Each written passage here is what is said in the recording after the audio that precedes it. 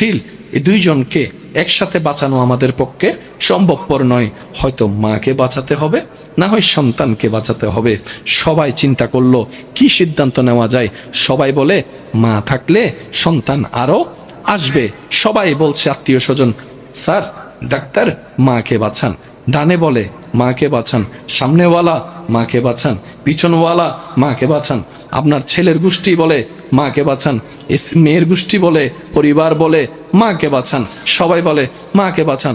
Doctor বলে যে একটু মাকেও তো জিজ্ঞেস করি উনি কি বলতে চাই। সবাই বলে মাকে বাঁচান। মা বলে যে ডাক্তার কারো কথা শুনেন না, কারো কথা শুনেন না, আমার সোনার মানিকটাকে বাঁচান, আমার সোনার মানিকটাকে বাঁচান। আমি দেখেছি পৃথিবীর রংটা কেমন, আমার এই আগন্তুক সন্তান এখনো দেখে নাই। সূর্য কাকে বলে, চন্দ্র কিরকম হয় সে দেখে নাই, আমার সন্তানকে বাঁচান। ডাক্তার বলে সবাই তো বলে আপনাকে বাঁচাতে, আপনি যে বললেন সন্তানকে বাঁচাতে, আরে ওরে বাঁচাতে গেলে আপনি তো মরে যাবেন। আপনার কি মরণের ভয় লাগে না?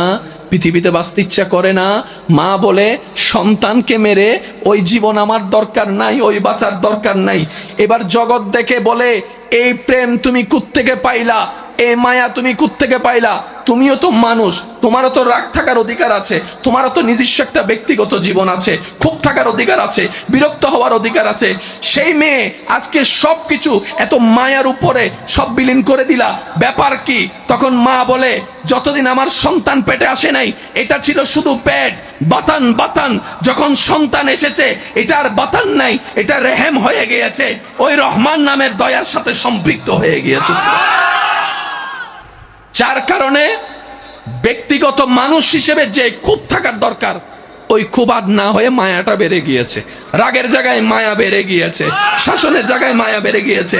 আমার ভাইয়ের আওয়াজ দিয়ে বলেন, একজন মানুষের যখন পৃথিবীতে কোথাও জায়গার থাকা হয় না, কেউ যখন আশ্রয় দেয় না, হাজার দোষ করলে সবাই বের করে দেয়, তখনও রাতের 3টা বাজে যে দরজা খুলে বসে থাকে ওনার নাম কি?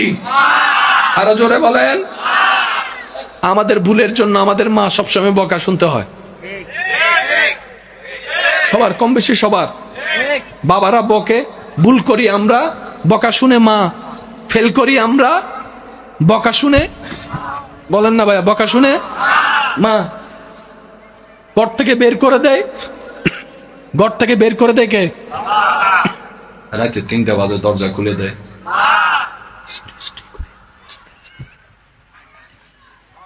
শুধু দরজা খুলে না, সিটের তলে পা রাখে। আর ভালোবাসা যখন সন্তান বুঝতে পারছে, ইয়া রব এটা তো অকল্পনীয় ভালোবাসা।